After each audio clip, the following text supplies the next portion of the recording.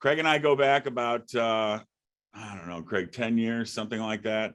And I met Craig when he was a baby at Michigan State University. So Craig, if you're on, take it away with your slides. Thank you. I don't know. I think my wife may still say I'm a baby. But thanks, Colleen. And thanks for the intro, and thanks definitely for the invitation. And so I am going to talk about, let me just settle my screen a bit, about relapsed myeloma.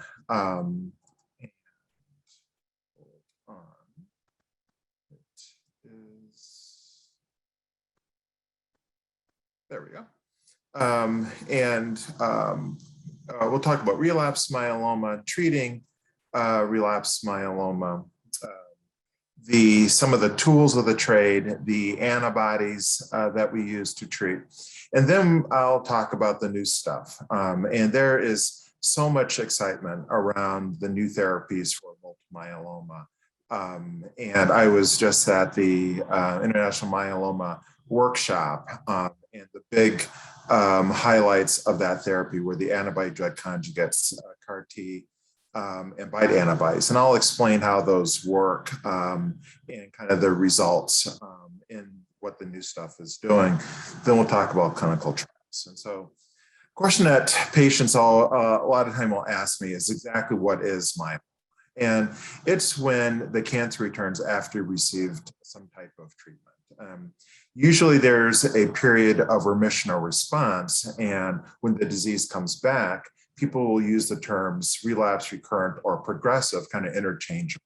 And because myeloma doesn't have a cure yet, it is likely that patient at some point will have relapsed or recurrent or progressive disease during their course.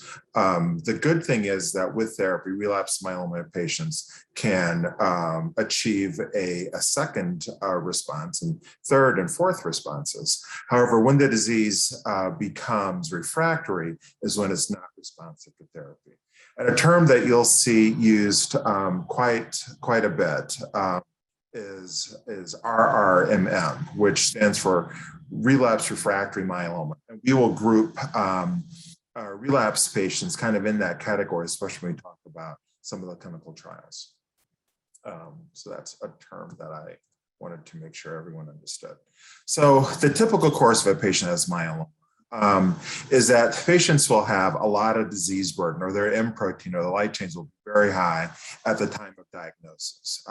They start an induction therapy like Dr. Cohen had mentioned earlier, and then they may receive a stem cell transplant. Then there'll be a maintenance therapy. Hopefully that will last for 5 years, 6 years, where there'll be a maintenance therapy and the disease will be at bay. And we call that a remission or a plateau of the disease. And that is the first line of therapy, induction therapy, transplant, and maintenance.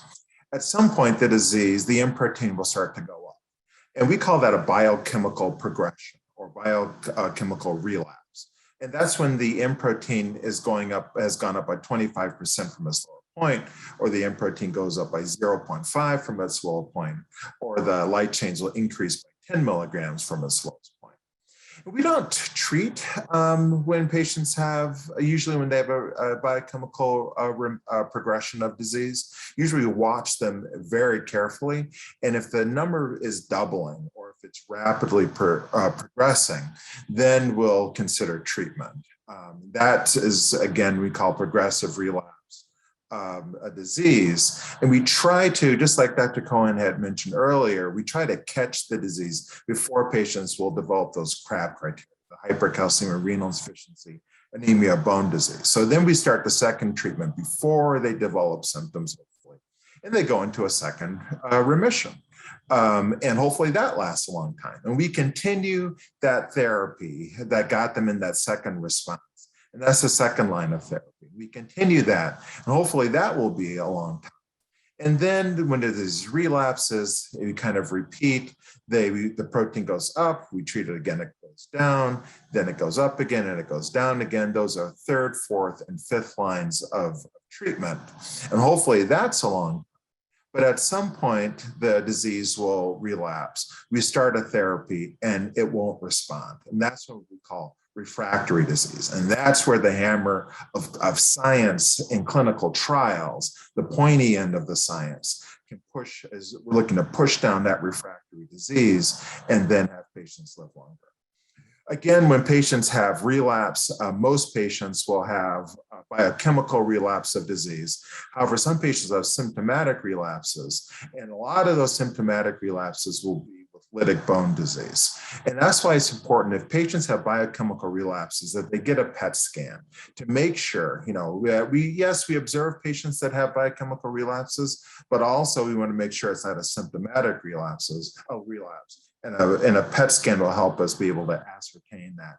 Because if someone has active lytic bone disease, that's a reason to start treatment right away. Again, like Dr. Cohen had mentioned, in the past 6 years, there have been an incredible number of therapies and novel drugs that have been approved by the FDA. This is a partial list in the past 6 years of drugs approved by the FDA. 30 new drugs approved by the FDA, with 14 new agents. That is well above all the other cancers that are out there. Myeloma research has come such a long way in a very short period of time, where now we have lots of options to treat patients with relapsed myeloma. And so the trick is which patients need which of those therapies when they relapse. And part of it is based on, is disease related. How quickly is the disease relapsing? Is it relapsing kind of slowly, kind of how the disease started, or is it relapsing quickly, unlike how the disease started?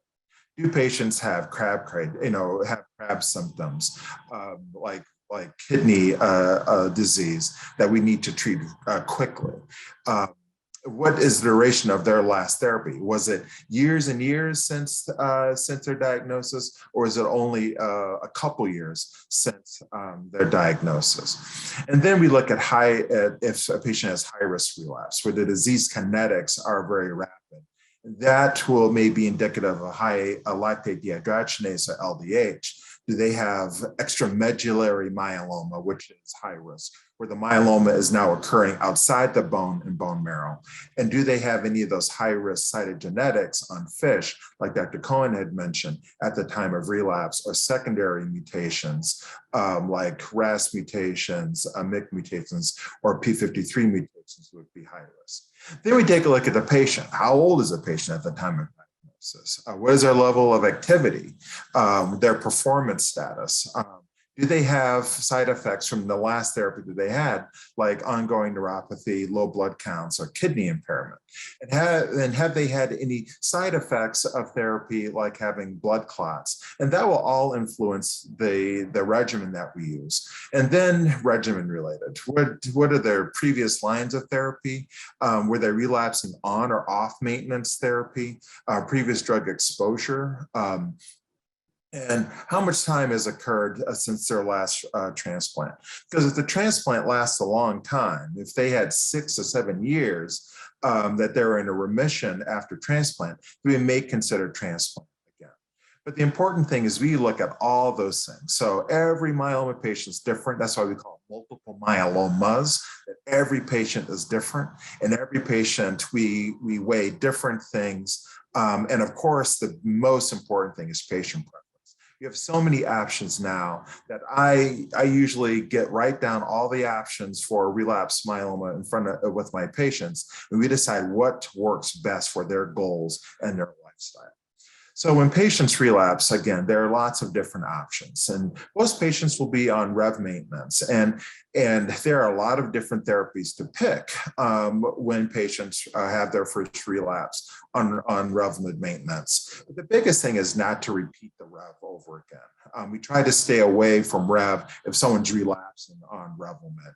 And you'll see these are some of the regimens that we use. And I don't have Revlimid listed.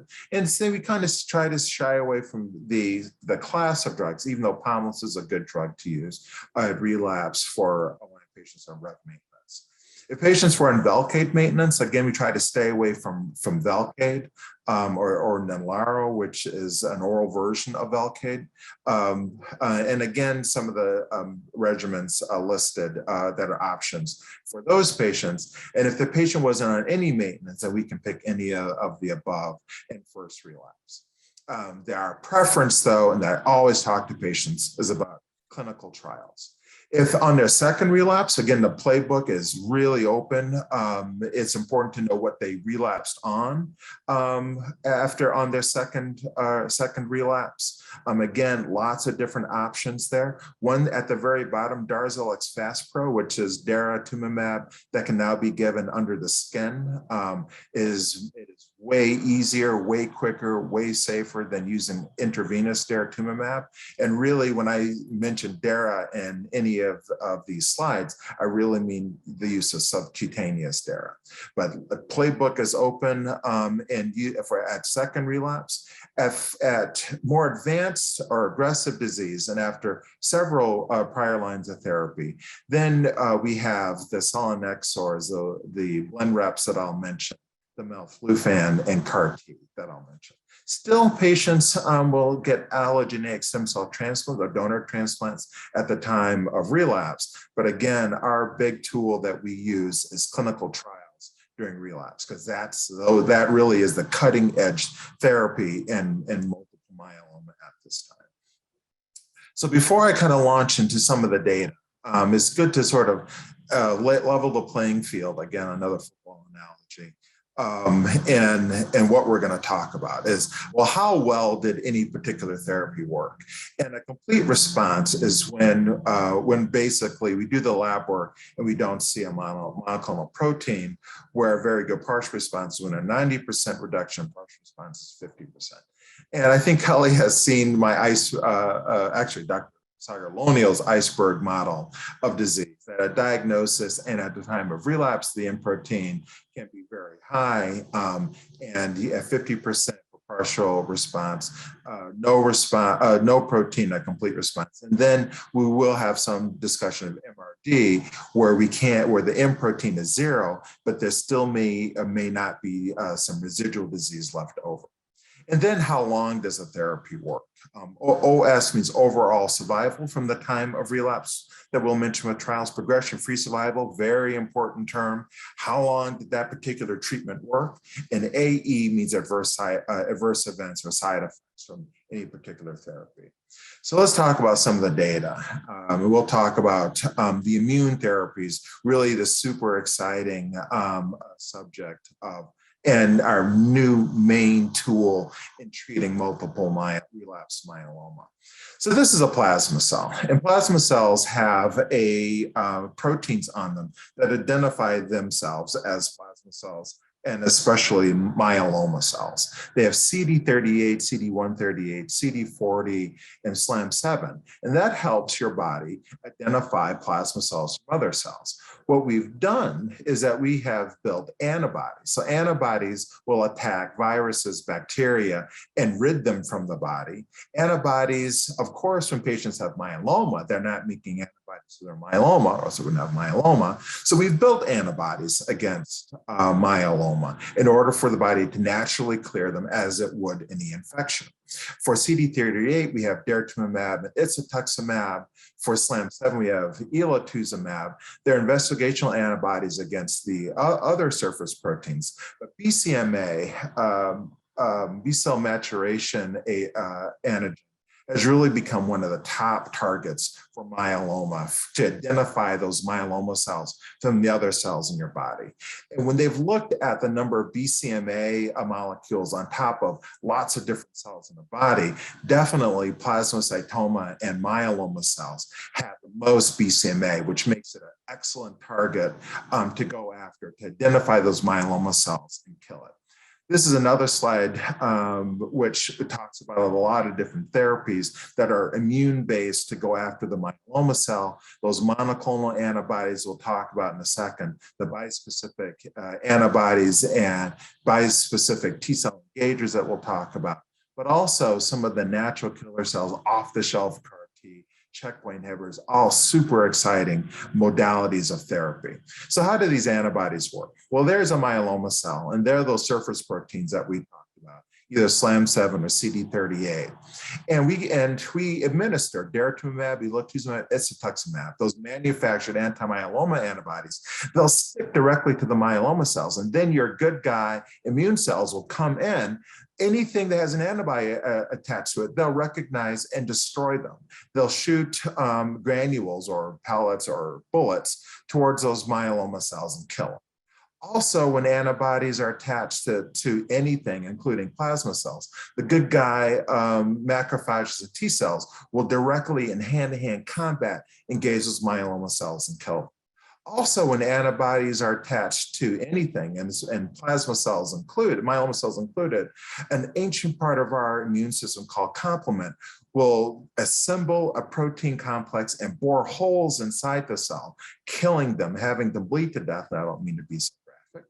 And antibodies, when they attach to myeloma cells, will actually cross-link and short-circuit the myeloma cells and kill them. And then the final mode of activity, actually, the final is another one on top of this that I can't figure out how to animate. But another way is that the antibodies will attach to myeloma cells. Myeloma cells need to be attached to bone marrow stromal cells in order to grow and proliferate. But the bone marrow stromal cells will kick the myeloma cells off of them if they have an antibody attached to it. So you have all those modalities of action against the myeloma cell by having antibodies attached to it, which is why the antibody therapies have been so successful. Or we have the elotuzumab or Implicity that is approved for relapse refractory myeloma. It's IV and it's given every week for 8 weeks and every 2 weeks. We have daratumumab that's either IV or sub-Q. Again, we're using a lot of sub-Q daratumumab these days, and that is approved for newly diagnosed myeloma in patients who are eligible for stem cell transplant in the combination of Velcade, thalidomide, and dexamethasone. Lots of new data in using Revlimid, using RVD, Dara for newly diagnosed myeloma, and it's one of our main agents for relapse refractory myeloma. And then ixatuximab, again approved in combination with Pomalyst and Kyprolis for relapse refractory myeloma. And then I'll talk about one of the new modalities of therapy, the antibody drug conjugates, in a second. So for Dara, the Dara data, and this is actually fairly old because we've been using Dara for at least 6 years now.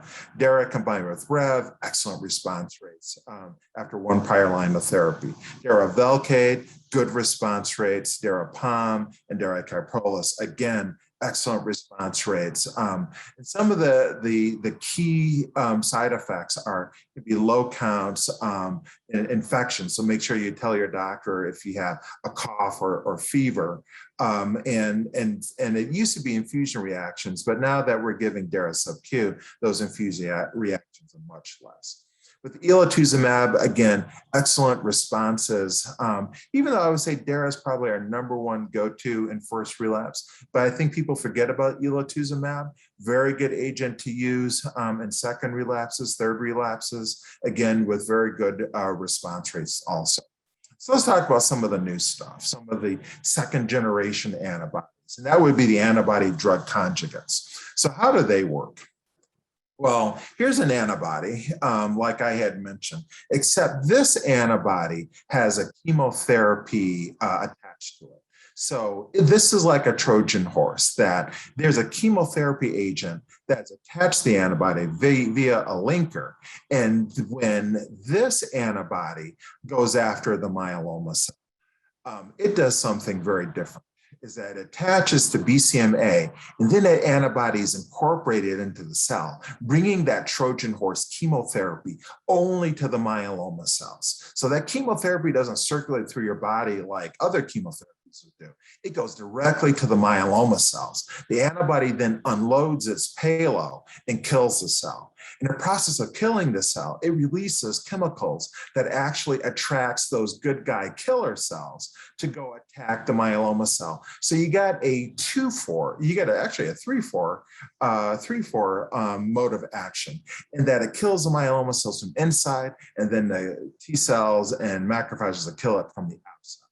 Incredible response rates, very good response rates. This drug is called belantamab mafodotin, or Blenrep. And again, and the chemotherapy is austerestin. I pronounced that wrong.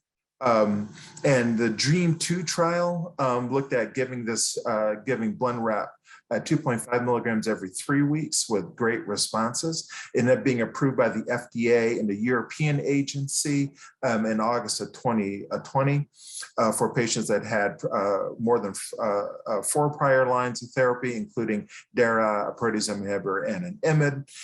The biggest side effect had been the eye toxicity, or keratopathy, disease of the cornea, or changes in visual acuity, other ocular symptoms. And so before each dose, each patient requires an eye exam for the REMS program, or the risk evaluation mitigation strategy, to make sure that patients don't have some early eye symptoms before they receive their next dose. But when you look at the responses on that DREAM2 study, again, about a 30 to 40% response rate for all patients, and even in extensive prior lines of therapy, very good response rates. And the duration of the response, so the progression-free survival, again, on the order of 13 months and 11 months for prior lines of therapy, overall about 11 months, a duration of response. Really good duration of response. Again, it's those eye symptoms, the keratopathy, that we really have to watch for. And usually when patients develop have an abnormal eye exam, then we'll hold the Blenrep. And the very interesting thing about holding Blenrep is that Blenrep can be held for several cycles, and patients will maintain their response to therapy. Thrombocytopenia is also the side effect. And to disturb vision, most patients will go to their baseline eye findings and eye exam with holding therapy and then restarting therapy. Then there's a DREAM6 study. So if a Blenrep works good by itself, how about combining with other therapies? And in this, it was combined with Velcade. We had this trial at Michigan State. It's now, I think, closing in November. But this, it combined with Velcade, again, we got those responses from 30 to almost 80%. And the duration of response hasn't been met yet. So we're still waiting for some of these patients to relapse. But again, very good responses. This has also been combined with Pomalyst with 80% response rate. The big thing with it, again, is the eye exam, that we have to really watch for that keratopathy or corneal disease. So let's talk about CAR T. And so there are the B cells, which attack outside invaders, and then are the T cells that attack viruses and misbehaving cells. So this is, get it, CAR T. I'm in Detroit, so that's a Model T car. There's Mr. T in a car, CAR T. I still think that's hilarious. And then this is the real CAR T. Those cytotoxic T cells killing cancer cells. So how does that work? Well, we're going to talk about CARs, the chimeric antigen receptors that help T cells find those cancer cells. And if we can program your T cells to recognize the cancer cells, we can use your T cells to kill the cells. So how does that work? Well, patients get their T cells pheresed in the same way that they pherese off the stem cells for stem cell transplant. So we obtain those stem cells from your body, and then we get a man-made or clinical or research made a virus that contains a CAR gene, a gene that can recognize cancer cells. And in the laboratory, we infect your T cells with the CAR gene, and that CAR gene then gets inserted into your T cells.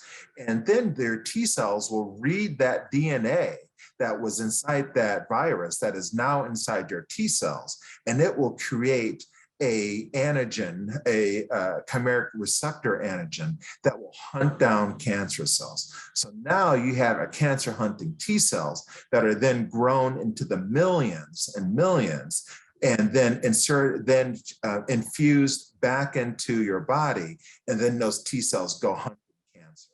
And so a simple thing is a T cell gets a retroviral vector and turns a normal, happy-go-lucky T cell into a cancer-killing T cell. Again, we use the BCMA, the B cell maturation antigen to recognize those cancer cells. And again, we transfect your T cells so that they go hunting anything that has BCMA attached to it. And then those are, in about 14 days or a month, those are grown, infused, and then hopefully that last little bit is those cells will actually reproduce in your body, creating an ongoing therapy to treat the myeloma. And again, those T cells engage the myeloma cells via those the BCMA receptor, again, only found on those plasma cells. The big toxicity of CAR T is cytokine release syndrome, which is a severe inflammatory reaction related to T cell engagement. So when those T cells are super angry with CAR T, when they find those myeloma cells, they will release lots of chemicals and cytokines, kind of the severe flu-like symptoms that are called the cytokine release syndrome. They can be mild, grade 1, or they can be really severe, grade 4. And grade 4 can cause a multi-system organ failure. There's also a neurotoxicity associated with it. So there's standard cytokine release syndrome, which can cause pulmonary edema or the lungs filling up with fluid, high fevers, fatigue, headache, or low blood pressure. And the neurotoxicity, we're still trying to understand, can cause confusion and word finding difficulty, and sometimes encephalopathy. And so so those are some of the side effects that I'll mention with CAR T. Ide-cel was the first CAR T approved via the KARMA study, where they got those T cells from the patient. Patients who receive CAR T usually uniformly need to receive chemotherapy, sort of getting rid of some of the other normal T cells so that the CAR Ts have an unopposed view at killing those myeloma cells. And in the KARMA trial, they're given at different dosing to see what's the best dose to use CAR T at. And at 128 patients with a median age of 61, a lot of those patients had high-risk cytogenetics. Manufacturing the CAR T was successful most of the time, and it took about 10 to 14 days to get the T cells in, and basically takes about 3 weeks to a month, at least in our hands, to get from pheresis to CAR T. The overall response rate, outstanding for these high-risk, highly treated patients. And I think that you can see that a lot of those responses, 81% were at the higher dose of the ide-cel. And again, outstanding response rates. The one thing that sort of got our attention is that the duration of response, that it was about 11 months, not unlike what we saw with the blend route for the median duration of response. And the higher the number of T cells of CAR Ts given, the longer the PFS at 12.2 months for the higher dose and really the moving forward dose with CAR T. When you look at cytokine release, a lot of patients with cytokine release syndrome, the vast majority of those were mild, grade 1. And we have very good therapies for cytokine release syndrome. With neurotoxicity, again, the vast majority were grade 1, not those really severe neurotoxicity. And it was primarily confusion that was transient. So again, ide-cel was approved by the FDA based on the KARMA trial. And again, it is after several prior lines of therapy. And again, the PFS was about 11 months.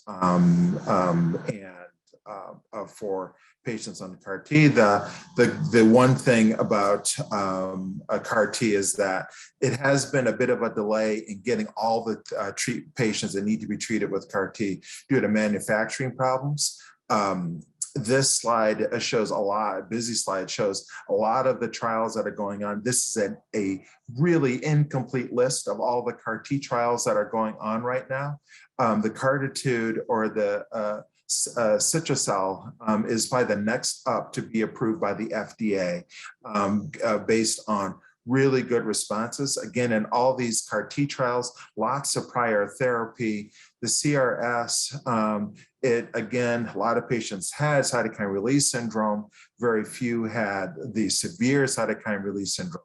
And again, when you look at these overall responses for these really, 6, 7 prior lines of therapy, outstanding overall responses, and a lot of those were better than a VGPR 90% reduction, including a lot of MRD negative patients, and which is unprecedented for this group of patients. What we need to really work on is having these therapies last longer. And again, the CARTITUDE trial, we're still waiting to see how long those responses last, but they appear to be a bit longer than with the ide-cel. So let's talk about the bispecific antibodies. So this is the other alternative to, again, probably the 4th generation antibodies. So I mentioned that we have those anti-BCMA antibodies are at the bottom in brown with the business end, the sticky end that sticks to the BCMA at the top. Those are the brown parts of the antibody. We also have antibodies against T cells at the top of the screen. And I've made those kind of grayish. Well, what if you can get the sticky end from the T cell antibody and from the monoclonal antibody? Like the sticky end to the T cell, the sticky end to the myeloma part, the BCMA part, and you combine it into an engager. Or what if you can build an antibody that will stick to both T cells and myeloma cells via CD3 and BCMA? Well, that is a bispecific antibody or a bispecific T cell engager, where you have 2 single chain antibodies bound to each other. And what that does is it will bring the T cell to the myeloma cell, very similar to what the CAR T will do. It brings that T cell that otherwise wasn't sure what to kill and engages it right to the myeloma cell, where it will get activated and then begin to unload its cancer killing payload directly to the cell, very similar to what happens with CAR T. Erlantamab is one of the bispecific antibodies that we're really excited about against BCMA and CD3 on T cells. There was a phase 1 trial which increased the dose slowly to see what the responses and what the safety was for erlantamab. And what was really, really remarkable is that at the high dose during the phase 1 trial, 83% overall responses, again, with 50% of those being VGPRs and 16 being CRs, for a heavily pretreated group, very similar to what we're treating with CAR T. The trick about this is that it is given on a weekly basis, opposed to CAR T being kind of a one and done. But the BCMAs don't require chemotherapy to be given prior to infusion. And again, excellent response rates with this therapy. Again, there's some cytokine release syndrome, and we're looking to see what the durability of response is. Lots of different trials going on with CAR T, with the T cell and bispecific engagers. Again, across the board, very impressive response rates for these heavily pretreated patients. This was a slide that was at the IMW that Gareth Morgan had showed, just showing you a lot of the things that are going on in phase 1, 2, and 3 trials. The research is hot and moving very quickly with a lot of new agents, including molecular-based agents to treat myeloma. And so with that, I'll segue into clinical trials because everything I showed you is based on clinical trials, what patients have done to bring forward the disease, to have us cure myeloma. Clinical trials do save lives.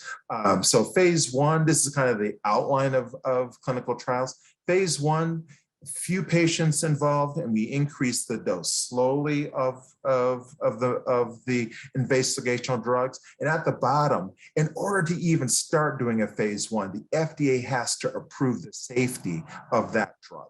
So it's not that we get a drug from the lab and then just give it to patients. It goes through an entire process assuring the safety of it through the FDA before you can even administer to a patient. So already there is a level of safety in a phase 1 trial. It really is what's the best dose and what side effects are we seeing with it.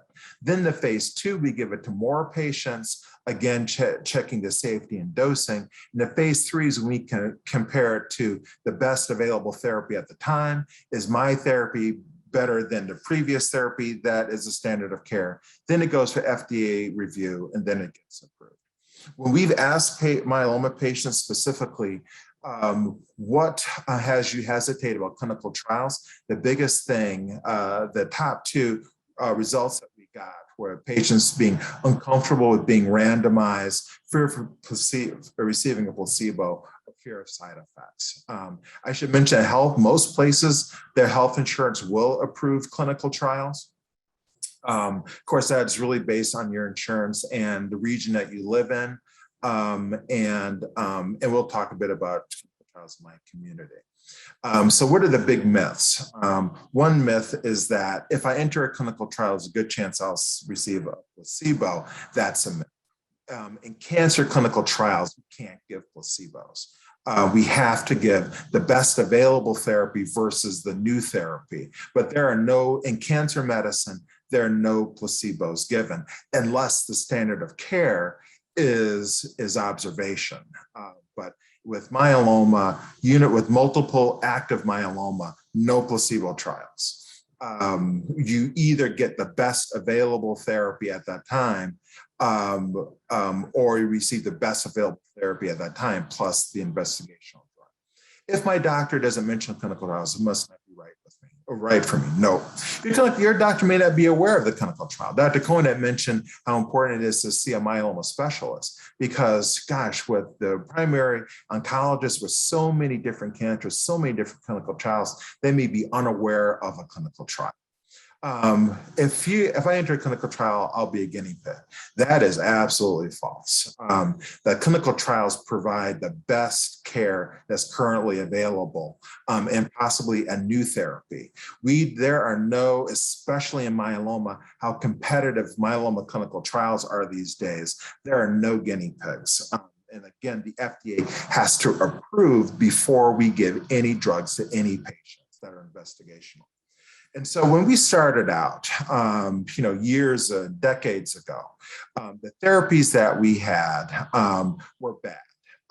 They had bad side effects, and they had poor responses. Why? And that's why, like Dr. Cohen had mentioned, patients only lived a couple of years. The goal is to have little to no side effects and have great efficacy, the effectiveness being great. So we started out with early clinical trials in the 60s with melphalan and prednisone. That became the standard of care.